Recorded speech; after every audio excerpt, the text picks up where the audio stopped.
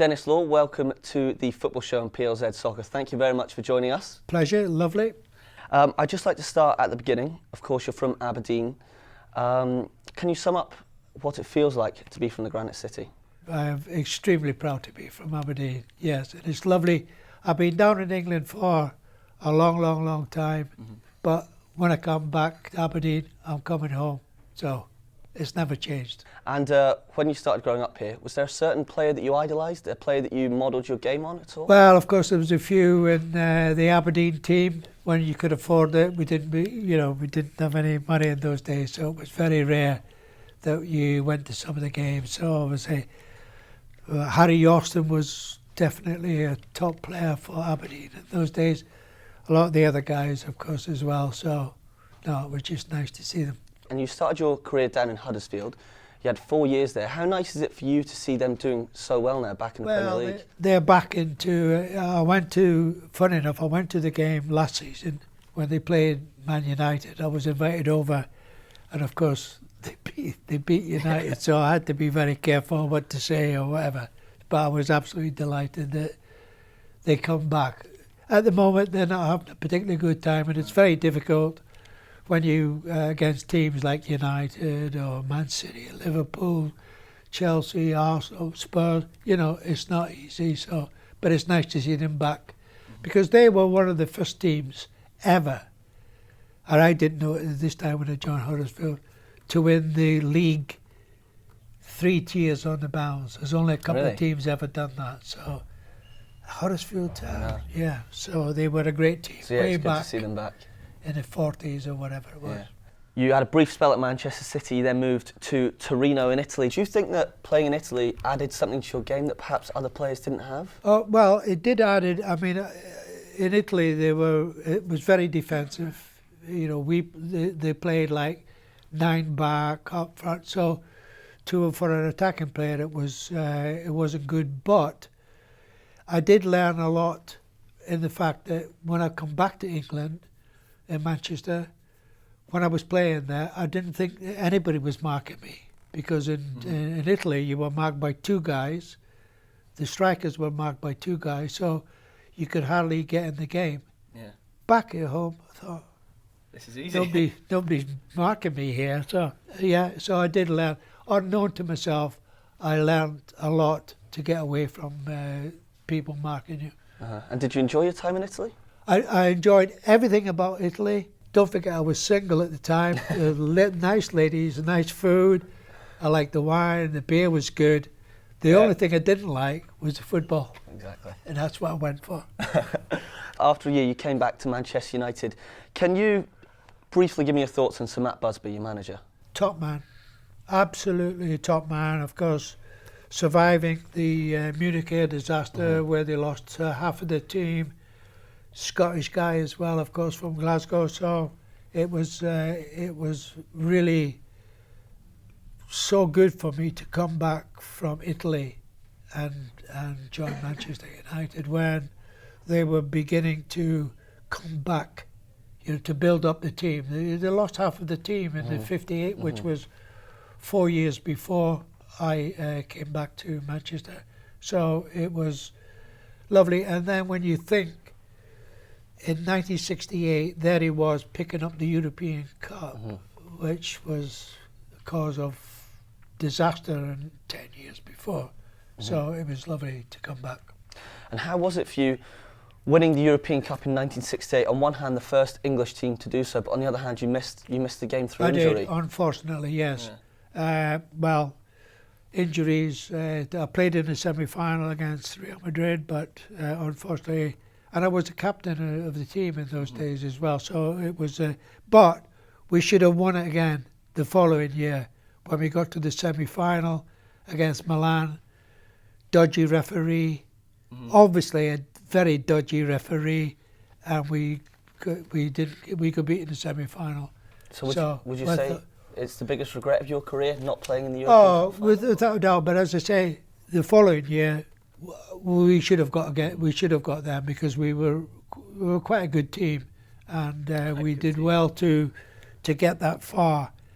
But yeah, we should have been in the final again. Yeah. Okay, and you talk about that team, of course, the iconic statue outside of Old Trafford, yourself, Best and Charlton, all 3 Ballon d'Or winners. Can you just briefly sum up those 2 players, those 2 men? To be fair, you can't really think of having a statue outside the ground. It's just... it's very difficult to explain that to what it is, but we were 2 of the best players that Manchester United ever had, Bobby Charlton and George Best. But to have a statue like that. Is there ever a game that sticks out, perhaps one game you thought George Best, unbelievable, or Bobby Charlton, a game that they just stood out and you thought they're unbelievable? I don't know if you are knowledgeable about that, but when you play with players like that, it's easy. The game is easy. It's when you play with players who are not as good or whatever, it's difficult. So when you got 2, don't forget, the game of football is a team. It's not just, they tend to give more coverage to guys who score goals, but without the guys in midfield or the defenders, the goalkeeper, you wouldn't be doing anything. So although you do get a lot of coverage, you can't do without the rest of the guys. So everybody plays. The game of football is a team game. You need a goalkeeper, you need a defenders. So, yeah. So would you say that all 3 of you made each other better players? Absolutely. Yeah. Without a doubt. It made it easy. Yeah. They knew where to put the ball. I knew where they were going. George knew what he was doing. After the game, he didn't know what he was doing, but that's different. Do you go down to Manchester United much at the moment? Well, I do. Not all the time, but yeah. And what are your thoughts on the current team? How are they getting on at the moment? They've had a bit of a upset when things weren't going too well, but now they've picked up, so yeah, they'll be thereabout. There's no danger about that, just a matter of time. Another team that you played for, of course, Scotland. Yes. They've just qualified for the playoffs. Before you even ask me a question, what is this Nations Cup? What is it? Tell me. What is this? What is it? It's quite complicated. It's essentially... How can it be complicated? There's only 3 teams in that league.